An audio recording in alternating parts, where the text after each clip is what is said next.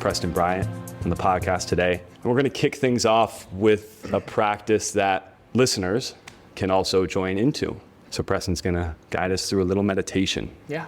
So first of all, thanks for having me, brother. Yes, man. Really epic to be here. We're just going to do a very short meditation. So whenever you're ready, just relax your shoulders and close your eyes. And the main invitation for this meditation, actually the essence of meditation itself, is to just stop struggling.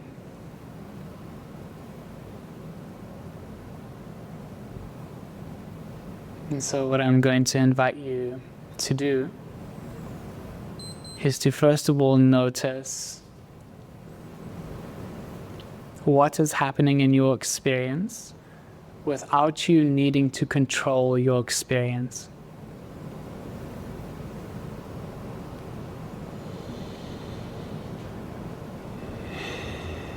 Notice that listening is effortlessly happening.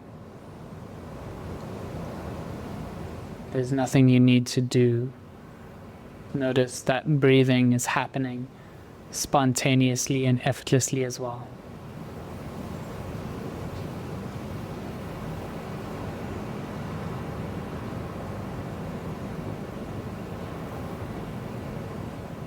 And just appreciate the ways in which so much happens in your experience right now in this moment without any need to manipulate experience. And so I'm just going to invite us into 1 minute of silence.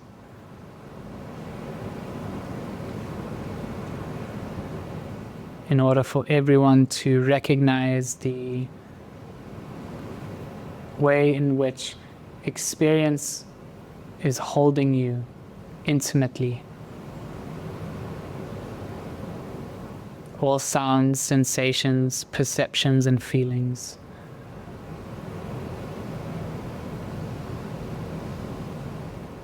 One with experience.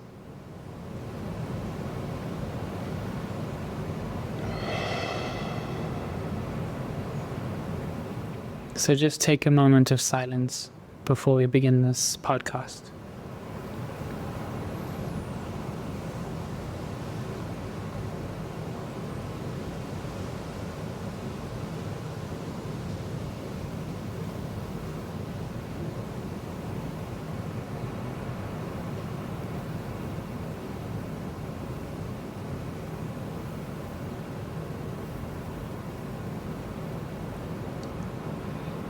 Beautiful. You can remember that the essence of spirituality is actually embedded in silence. Silence is the foundation of a really profound spiritual practice. So just take a deep breath in together and out.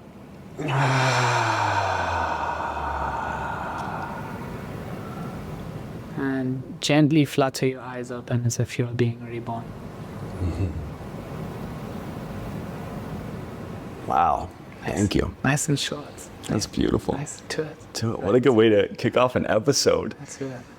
Yeah. I am so glad you're here, man. And those of you who don't know Preston, I would say you are one of the most whole men I know.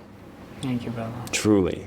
And the way you can see Preston drop in right now into stillness, into guiding, into just being fully present, know that 1 hour ago,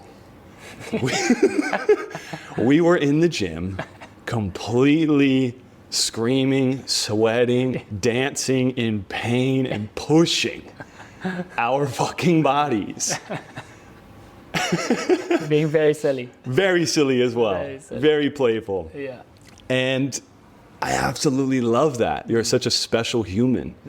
You're somebody I feel like I can meet and be met on every level. We say this, our inner children absolutely love each other. Yeah. The boys in us are so happy to play. And the men in us can meet and show up and call each other up. So it's so rare Thank you. Thanks, So brother. I'm very grateful for you, your embodiment, your maturity, and your openness to your full journey, the fullness of you. And that's what a big part of this podcast is about. This whole podcast of what I wanted to bring forward, but this episode in particular is about some of your journey, but how us as men and women listening to this can start to understand the journey, start to understand the fullness of what it means to become whole. Yeah. And I really feel you have this wholeness in you, that every time I see you, like even this trip, it's been a few years since we've seen each other, and this trip I just drop right in with you because you're so real, you're so here. Yeah. There's no facade, there's no anything you're putting out, but it's like, here's Preston, let's go, let's get in. Thank you, bro. So thank you for all of you, man. Thank you so much for that beautiful reflection, brother. Likewise. If anyone has hung out with Ryan and I, we're quite a trip to be around, and we are multi-dimensional together. So I would reflect that right back to you, my friend. It's a blessing to be here, and it's a blessing to be your brother and share in the dynamic of playful boy and mature man. So true. Thanks for having me. Yeah, dude. And we were actually talking about, what we wanted to talk to on the episode today on the way back from the gym. We were heading here and we're like, okay, what do we want to drop into? And my question to you is, what's lighting you up most right now? And I'd love for you to go into that a little bit. Like why this topic that we're going to go to in particular today, why this is alive for you, why this is lighting you up at this point in time. Yeah, thanks, brother. Yeah, so one of the big themes that has been arising for me is the topic of maturity. And the reason why this is something I've become really passionate about is because in my early 20s, I had so many different passions and so many different avenues of expression. And I truly was living a beautiful life. But it wasn't until I started my Saturn Return that there was a crystallization in my personality and a blooming of my purpose that occurred. And after reading Rick Tarnas's book, Cosmos and Psyche on the Saturn Return, I realized that this phase that I went through was really pivotal for many different reasons. And one of the reasons was this ability to take more responsibility. And that happened very naturally for me. I started to realize that the phase of my early 20s, of course, is different for everyone, but for me and in my journey, the entirety of my 20s was about exploration. And I look back at my early 20s now and realize that that was entirely necessary, and in fact was preparing me for my Saturn return. And that during my Saturn return, all these different avenues of expression harmonized. All these different structures of my psyche came together and were given a channel of expression. And in that moment, I realized and appreciated, A, the importance of the Saturn return, and B, what maturity actually means. Could you share for us what Saturn Return is? Because some people might not even know what that means. Right. Yeah, thanks for. The Saturn return is a period in one's life, 28 to 30, where, again, I'm actually not an astrological expert, but it's basically when Saturn is in alignment with your chart, and the archetype of Saturn is really founded upon the father, actually. The father archetype. So he's typically the archetypal expression or representation of Saturn is one of the stern father. And actually realized that the father energy was intricately connected to my maturity and development during those phases. I think a big piece that's worth mentioning here too, we talked about this when I initially landed here, was that astrology for you is not something, you've always been into and you're like, yeah, I'm fully in this space and I'm in that. Because we lived in Bali together at one point, we were living there at the same time, and people who know Bali know that it's a very spiritual community, and astrology can be super saturated. It can be a lot of things, and it can be hard to grasp. But you are a very grounded being, And so to hear you talk about astrology and talk about this in a way that your Saturn return had an impact on you, it's not just somebody who, is in the spiritual realm super high and you could call woo-woo. You're a very grounded man. So to have a shift into this for your own Saturn return, but it sounded like this book in particular that you mentioned was something that shifted your whole kind of thoughts around what astrology is and the reality of it. Yeah, totally. And I still know very little about astrology. Even after reading that book, I don't have what Rick Tarnas calls the archetypal eye, and a lot of astrologers do. And in fact, maybe my description of the Saturn return is not actually entirely accurate, but what I do have an appreciation for after reading that book is the importance of phases of our lives. I didn't actually appreciate how the phases of our lives are so dynamic according to where we are. Until I started my Saturn return, I looked back at my 20s and I was like, that was a phase of my life that was entirely necessary to get me where I am right now. Yeah, isn't that interesting? Not until we're in it a lot of times do we actually believe that space. But patterns happen everywhere. They happen in nature all the time. So to think as humans, we won't have patterns. We won't have, themes that show up in certain times, certain eras. Seems kind of silly. Right. Because in nature, there are patterns, there are themes, and there are things that replicate and things that happen at certain times. There are seasons for everything. Right. So to think, no, I'm not seasonal. I don't have patterns. I don't have a thing. That's silly. Like I'm going to move through life exactly as I am right now. Right. No. Right. And having an appreciation for those seasons in our lives is actually a gift. Yeah. To recognize what season we are in and to look back at the season that's passed and notice the intimate connections and the patterns and the grace of it all. Yeah. It's a gift. And that's what I came to really appreciate about astrology and after reading that book. And was that, there are certain seasons of our lives that prime us in different ways. Yeah. So you're speaking to coming into maturity, and somebody might hear this and think a certain thing about that word. I know initially when you were saying, I want to speak to maturity today, I was like, interesting. Yeah. To me, like I have this idea of what maturity is and how it's been said and told to me, like you have to mature, you have to grow up, you have to do this. It's kind of how I see it brought forward, and maybe some of that is true. But when you're saying maturity, I think there's a different flavor to it. Yeah. Could you explain when you say to become mature, what does that mean? Yeah, it's a great question. So here's how I would like to define maturity. And of course, people can define it in different ways. And I'm going to use the model of Ken Wilber, who is an amazing philosopher, to really define it. So there are 4, you could say, levels of consciousness that we need to concentrate on. Number 1 is waking up. That has to do with our spiritual essence, who we are beyond the mind and body. Okay, a lot of meditation practices emphasize the self-inquiry, etc. And there's also cleaning up. That has to do with the therapeutic process, things like shadow work.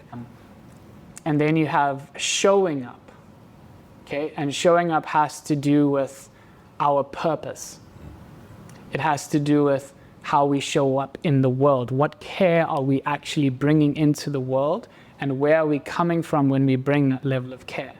Now, growing up, from what I understand, is when all those levels are starting to harmonize. When we are showing up, when we are waking up, and when we are cleaning up, and when we are prioritizing each of those, I define maturity as the culmination of that. When all of those different aspects start to meet. When I'm doing my shadow work, it's now intimately connected with and complementing my waking up. It's complementing my meditation practice. And when I'm doing my meditation practice, it's complementing my work with clients on one-on-one. It's complementing my purpose. And so there's no more separation. They're all playing into each other. And when they all play into each other, maturity starts to occur. Wow, beautifully said. Well, thank you, sir. You are a philosopher. I tried my best. Could you share with us more about your pathway into maturity? More about the season that recently happened, as much as you want to share, as much as you feel good to share. how these three areas that you just mentioned, you started shifting into, I know in the past, your Saturn Return, this past couple of years, really started to happen. Yeah. Your path to maturity has just recently been a big blossom from boyhood to manhood. Yeah. We could say it. Yeah. So I would love to hear more of your story with that and how you navigated that space. Yeah. I would say that for the majority of my 20s, I was really concentrated on waking up. Yeah. There was one area I was concentrated on. I had one mystical experience, and I thought to myself, well, this is it. I just need to wake up from the illusion of form, and when that happens, everything's good to go. And what I soon realized was that I had many other facets to concentrate on. And when I went through my Saturn Return, I realized that I needed to go to therapy. I needed to do some shadow work. I was not really in touch with how my shadow was showing up in my life. I also took a stand for my relationship to money and my relationship to my purpose, my occupation. For the very first time in my life, when I hired my business mentor, I remember he looked at me and he said, $11,000, that's how much it costs to work with me. And when I made that commitment, I realized that my capacity to show up in the world and to show up for the people I wanted to work with drastically increased. And for the first time in my life, and I'm still getting used to it, I feel like I'm finally meeting the longing I've had for dharma, for purpose. And in that, I'm being called to more integrity, because business is just a mirror. I'm being called to more integrity. I'm being called to more honesty. And the consequences are getting higher and higher and higher, because now I'm at a stage where I know what reality wants from me, which is it's a completely different conversation to have. In my 20s, I was like, oh, I want what I want. Now I'm actually participating with reality, and reality's almost reflecting back at me how I need to show up as a man. And it's up to me, no one else. And that, again, is part of maturing and growing up, is like I'm starting to see what reality wants of me. Yeah. And did this take, because we've talked about multiple things that have happened in the past couple of years, did this take a scenario of intensity, of pain and suffering? We were contemplating this morning, right? We're talking this contemplation of, to get to suffering, or to get to this place of sadness and heartbreak and hardship, whatever it is, on the other side of that is the greatest freedom we can ever know. And so for you, I know recently in the past couple of years, you had, a moment where you went to a dark place. Yeah. Was that the shift? It was. Okay. I had, and again, it'll be different for everyone, but for my karmic journey, I had to go into the underworld for a specific reason, in order to reshape and reform areas of my psyche. Yeah. And so I did. I went through grief. I went through really, really, really bad grief. And in fact, that grief was necessary for my maturity, because I realized in the depth of that grief, there was beauty. Yeah. I didn't know that was possible. Yeah. I had always looked at life through the lens of bad and good. Mm-hmm. When I went through grief, I realized that what I thought was bad, suffering, it was actually a form of grace, as Ram Dass likes to say. It was grace. And I was like, whoa, my mind cannot conceptualize that. Yeah. That is beautiful. That perspective shift is massive. Could you also share, because you told me this morning, I didn't know. Many people listening to this probably know Eckhart Tolle, and they know The Power of Now. They heard of this book and this guy, but probably don't know his experience of when he became awakened, enlightened, whatever you want to call it. Yeah. I just learned this morning, and I think it's super interesting, because it directly aligns with what you're talking about right now. So if you could share his transition, that would be beautiful. Yeah, so Eckhart Tolle was suicidal, and I believe he was in his attic one day, and he woke up in the middle of the night and was looking around at all the objects in the room, and they were carrying this sense of inertia, of numbness, of deadness. And he had the thought come through his consciousness, I don't want to live anymore. And for some odd reason, when that thought occurred, there was a break in his consciousness, and he became aware that he wasn't that thought. So subsequently, he asked himself the question, if I'm aware of that thought, who am I? He went to bed again, woke up in the morning, and the sun was coming through the window.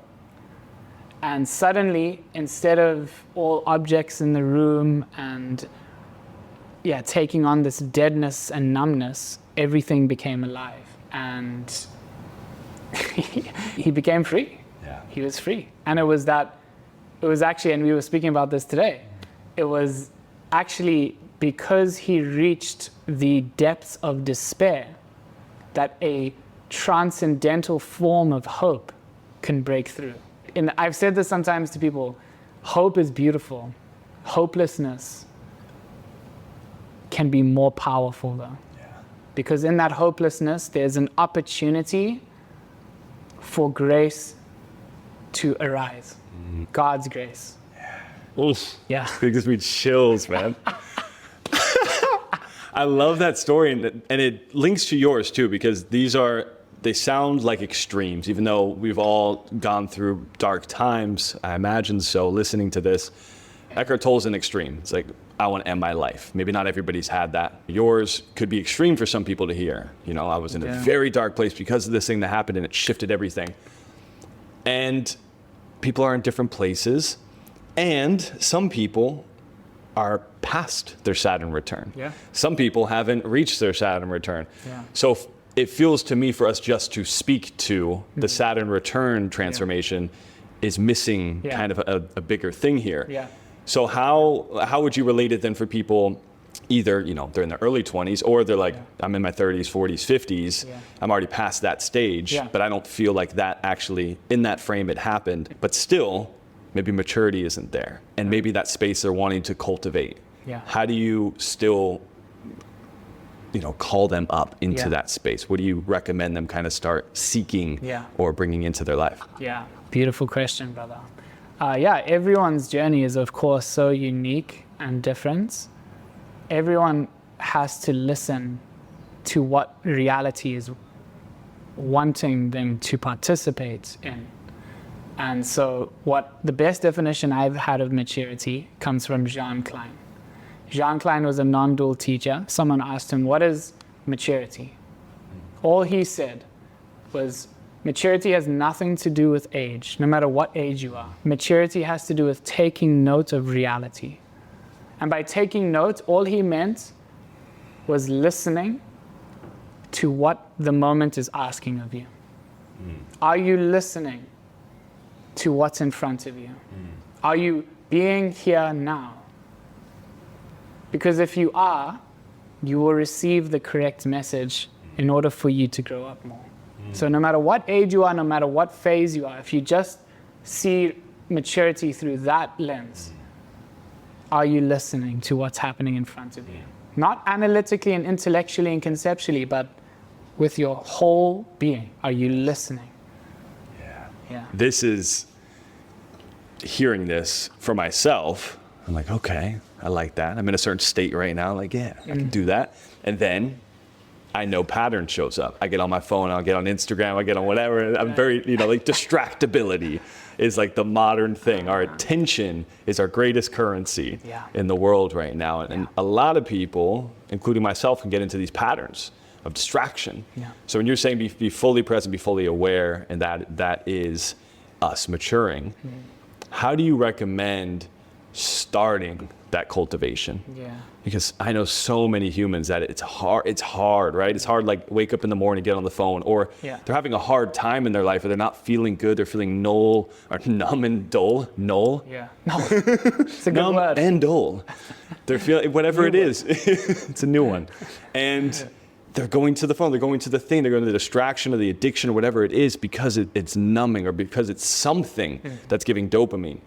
how can you start becoming aware and not go to the thing? Yeah. You've mentioned to meet mentors, teachers, and seeking those people. That probably still feels hard for some people. Yeah. Maybe there's ways to go about that, but I'm curious for the ones that feel very distracted, for the ones that have very busy minds, for the ones that are out there that are like, I want this, but fuck, I'm so busy all the time. I have X, Y, Z going on. How do I start cultivating awareness? Yeah. Beautiful question, brother. Are you okay if I sit with that for a second? Please. Yeah.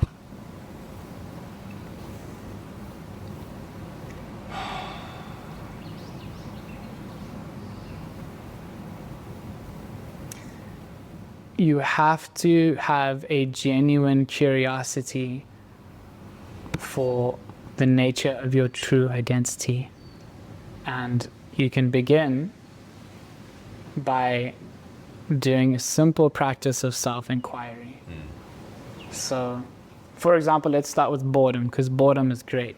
Yeah. There's the best time to practice is when you're bored. There's nothing to do. For example, Ryan left the room to go get a piece of equipment, and I was here, and I realized one part of my mind was like, oh, I need to do something, And in that moment, bring as much awareness as you can to that part that's impulsive and wants to do, and ask a question to come back to presence. And the best question comes from Ramana Maharshi, who just very simply said, ask yourself the question, who am I? But you have to cultivate that awareness to be aware that there's a part of you that wants to move and do. And the best place to start is just like a simple meditation practice. And prioritizing silence first thing in the morning, before you do anything.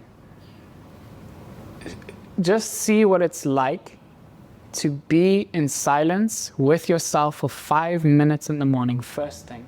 Go outside, sit down, and prioritize that silence. Because that silence will take you to the right questions. That silence will produce the type of curiosity that develops maturity.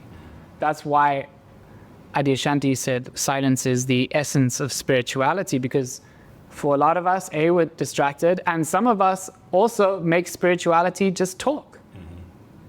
Right? We just talk about these things, and it's how many of us can truly be with ourselves, truly, for just 5 minutes a day.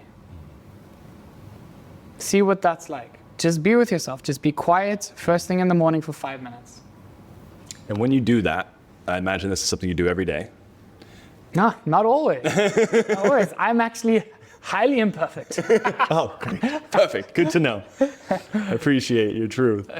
Yeah, even myself. Yeah, I don't always meditate. I don't always create the space for it. And I do it in different ways, and different mindfulness practices are possible. But the silence one, the one to create space for that, do you have a certain way of being still? Because I know for you, you've also done this for a long time. So, I imagine if you go and you sit down, you can get pretty still. Yeah. For myself, I have a certain way. I'm like, okay, I'm going to notice my breath here. I'm going to do a body scan. I'm going to do something that's like, okay, bring my attention to my body, or I'm in a place where I can be still in that moment. Yeah. But a lot of people, you could probably hear that and like sit for 5 minutes and do nothing. Yeah. Like, it's just going to be like, checklist. I got to do that. That's going on.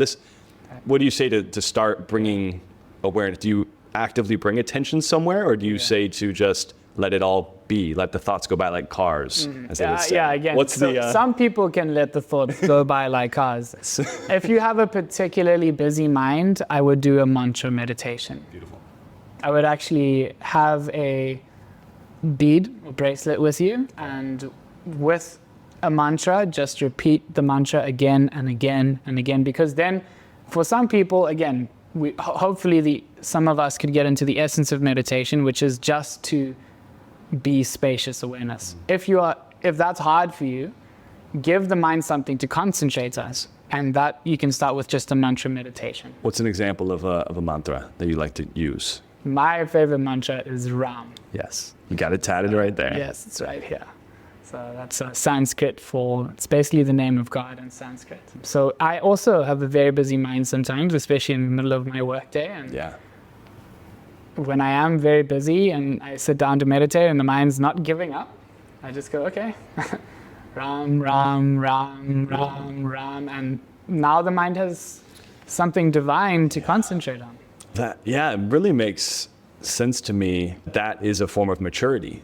Choosing your focus, choosing your attention is maturity. Yeah. Yes. Of course, and in every sense of the way that you could be mature, that's a huge pillar. Yes. Like from what you mentioned, from the 3 areas you mentioned, but choosing awareness. Yes. Even if you can't get to the place where I'm aware of everything all the time, it's like, but for these 5 minutes a day, I can choose awareness. Yes. You can train maturity, which I love. Yes. If you can look at it in that way, in that physical representation of, if you know how to train a muscle, and you look at maturity like a muscle, if I do these things, I can train the capacity to understand and cultivate maturity. Absolutely. That's beautifully said, brother. I think that is crucial. I think, again, another really crucial aspect of maturity, as you said, is just that, is can you, in your day-to-day, put attention toward what is most important every day?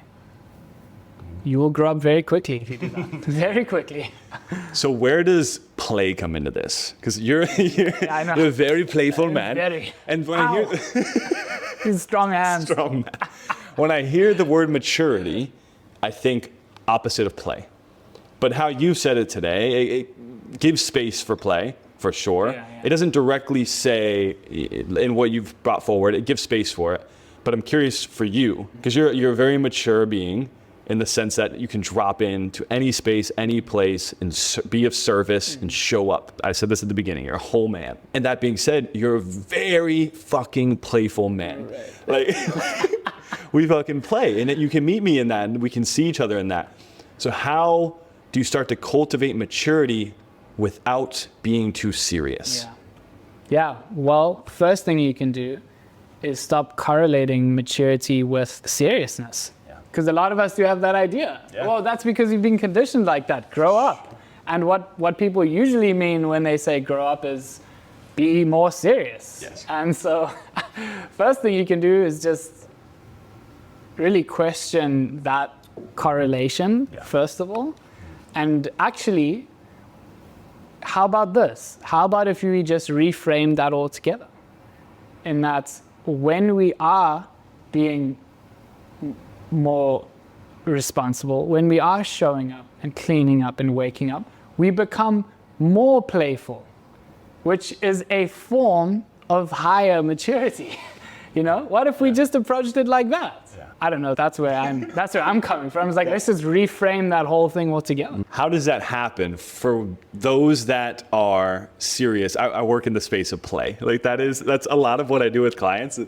It's a lot of somatic, a lot of breath. And so shadow work comes up, but people being able to play and fully be inside of freedom, which I think play and freedom are directly correlated, if not one of the same flavors. Totally.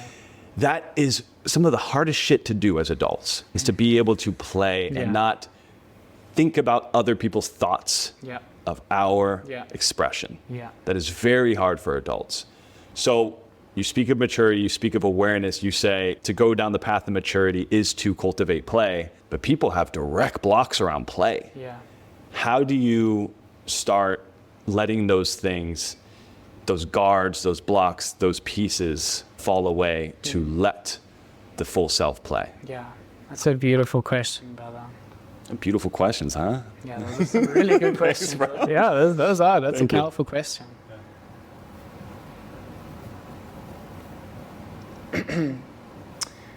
It's going to take courage. This comes down to courage now. Again, it's like you're thinking about play, and actually to start to cultivate the effortlessness of play, it takes courage. And actually, Paul Tillich, who is a existentialist theologian, he thought that the key to unlocking a lot of our psychological, scientific, practical problems lay in courage. And in fact, if you want to cultivate more play, you are going to have to be more courageous. And what that looks like for you might be going to ecstatic dance, and for the first time, just making a decision that I am going to move my body how I want to, regardless of what others think about me. and just lean in a little bit more, and a little bit more, and a little bit more, and a little bit more, and suddenly it becomes more natural. But yeah, that's what I think it comes down to, is courage. Like, for a lot of us who are afraid to play, it's funny to say this, right? But it's like, we actually have to be more courageous to give ourselves the permission to play. Yeah. What does that look like for you? I don't know, right?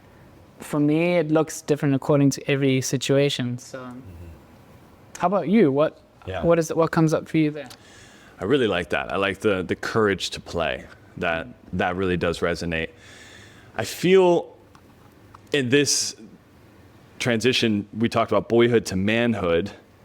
It's funny because we think the collective experience, as I tend to think about boyhood, is an immature version of the younger self. And immature doesn't mean playful, but it's often thought about, and actually me for a while, especially when I was going into certain ways of working in business and certain ways of coaching, I'm like, okay, I'm a very playful dude, but like on sessions, I need to make sure I am showing up mature, and I'm a man now, so I won't be playful. And I would block that part. And it's so funny. I would save play for certain parts of my life when I am in the gym or I'm on the dance floor. But I realize play can happen all day. Like, I can really play every day. I really can. And there's different ways it can come in. And play to me is curiosity.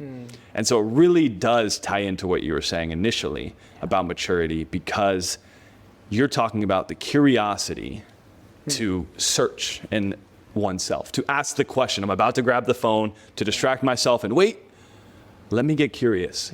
That's play. To me, that is play. Totally. I'm playing with what thought is happening. In breath work, when I'm going to a crazy place and there's trauma coming up from my childhood and I'm this horrible thing that happened and I'm moving my body, I'm playing with that experience. I'm like, let me explore, let me move. Even if I'm crying, there's play existing. Because I am curious to let it unfold. I'm not serious to hold. You know, I'm not making it a thing. I'm allowing it to move through me. And I feel that is one of the core essence of what it means to be playful, what it means to somatically express. And in that way, it is directly correlated to maturity in the way that you speak to it. Absolutely. It's that insatiable curiosity. It's that self-scientist. It's that wanting to explore. It doesn't have to be, it doesn't have to be. If it does, fucking awesome. You can go run like monkeys in the jungle like we did yesterday. And it can be curiosity with pen to paper, writing something out, a question to yourself that you don't have an answer to yet. That's play. So I love this courage and curiosity to me. 100%. And in fact, in Hinduism, they thought of the entire cosmos as being a divine play, which is what they call lila.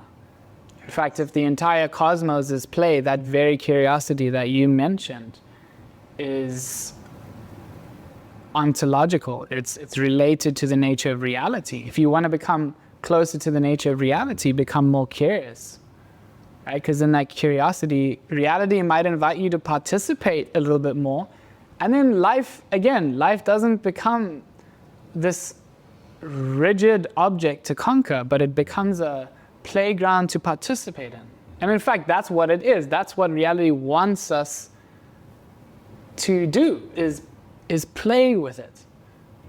So, yeah, absolutely. I love that. Curiosity and courage. Yes. There we go. We figured out the equation for play. Yes. There it is. Okay. We've solved it all. It is done. So, for people hearing this, like, that sounds amazing. Yeah, I definitely want to do that.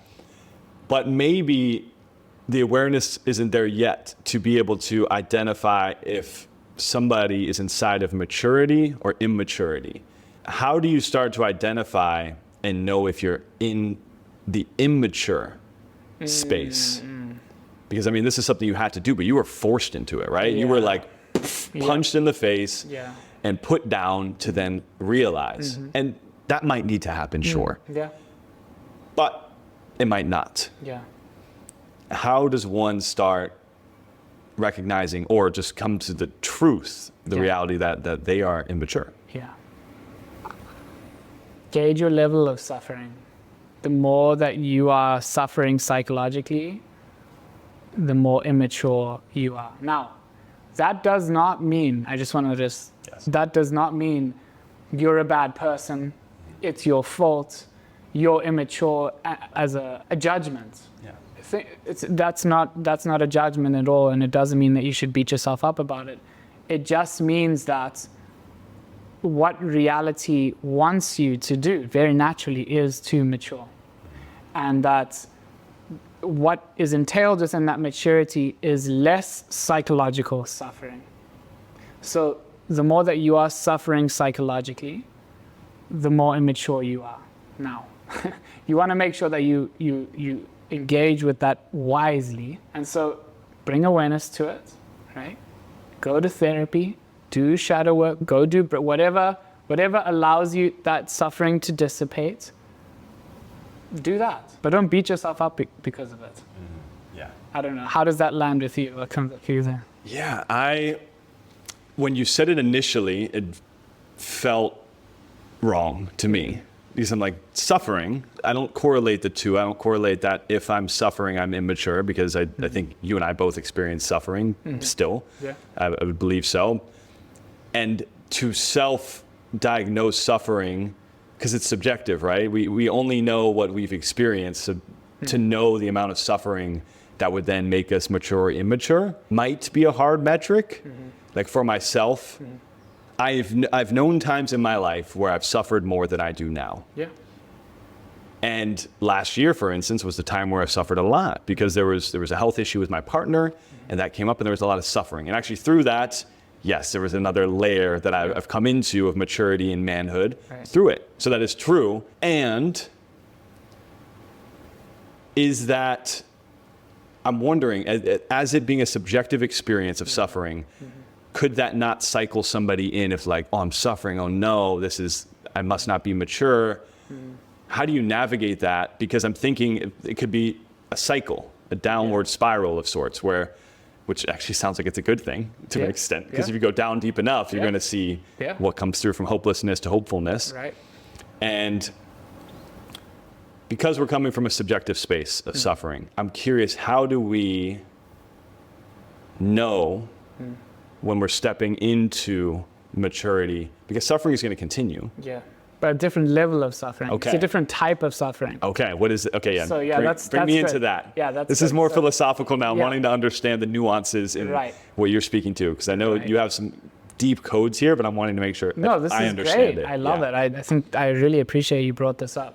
So the type of suffering I'm speaking about in terms of immaturity has to do with being completely and utterly entranced by the mind, by thoughts. So psychological suffering. Yes. Okay. So for example, if you are incapable of being with yourself for 30 minutes in a room by yourself, very quiet, again, maybe I don't want to call it immaturity, but it's a metric of maturity. Yes. Yes. If you can do that for 30 minutes, I would consider that person to be highly mature.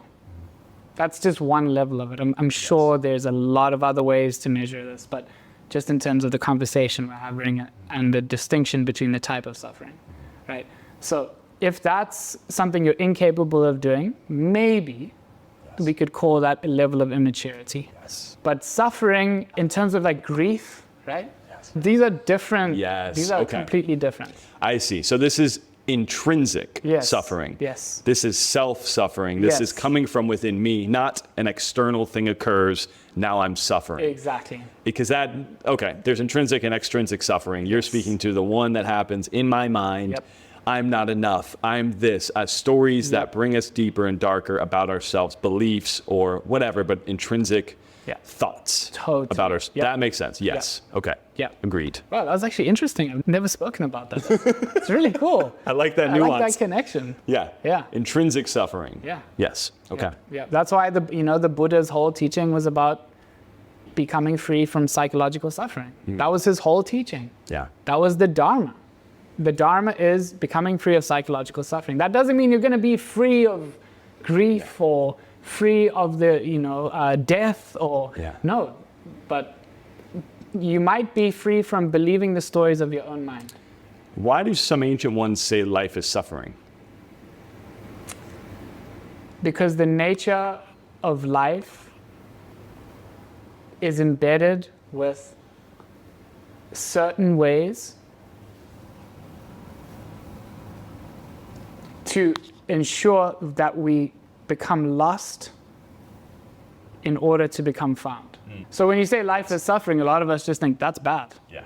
Whoa, life is suffering. It might not be a bad statement. Yeah. It might just be part of the dance. It's like, life is suffering. Yeah, it is.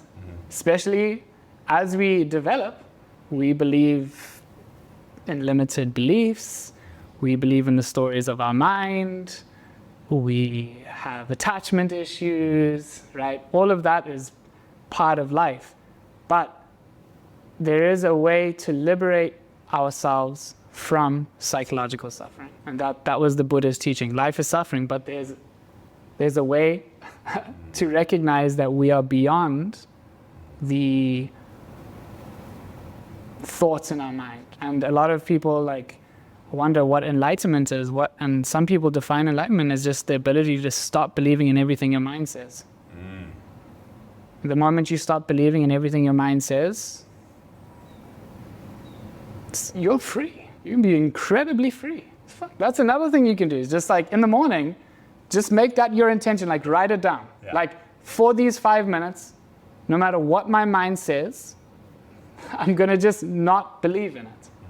Just for 5 minutes. 5 minutes. See what happens. Okay?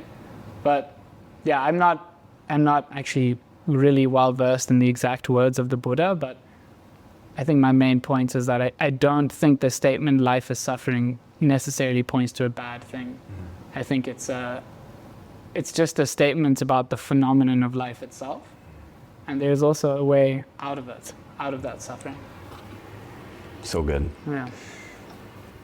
You have read many things, a scholar of sorts. Scholar. And you've also recommended many beautiful things to me, to read, to look up, to check in with, to practice. Any particular things around this discussion that you'd recommend for the listeners to either start reading, listen to, check out? Any recommendations for tools or resources? Nice. I love this question. Cosmos and Psyche is a really good book. Okay. For those who want a highly detailed analysis of why astrology has some credibility to it. For me, it was important because I didn't believe in astrology. So Cosmos and Psyche by Richard Tarnas. I recommend a couple of teachers, spiritual teachers. Adyashanti is one of them. He's an amazing teacher. He's very real. And he talks about the human experience in a very raw way, which I love. Yeah. So Adyashanti. And another teacher I've just started to read, and if you want to learn more about maturity and what it means to be a whole human, an integrated human, yes. His name's John Prendergast. Okay. And he talks about the importance of bringing all the levels of waking up, showing up, cleaning up, and growing up together. Yeah. Beautiful. Yeah? Dude.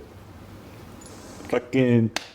Yes! Where can people find you, connect with you, work with you? Yeah, what do you got going on, and where can they find you? Yeah, I think I got my website and my Instagram. Those are the best places. Cool. At Preston Bryant, 2 underscores for my Instagram. And then my website is www.preston-bryant.com. Perfect. And we'll share it in the description so you can click on those things and learn more about this magnificent man. Yeah. And I just want to thank you, Bella, for bringing me on here and holding such impeccable space and for bringing such good questions to the table. And I hope one day I can interview him. Yes. Because I think that would also be a really fascinating podcast. So I appreciate you giving me the time and space to use my words and drop people into meditation. Thank you, brother.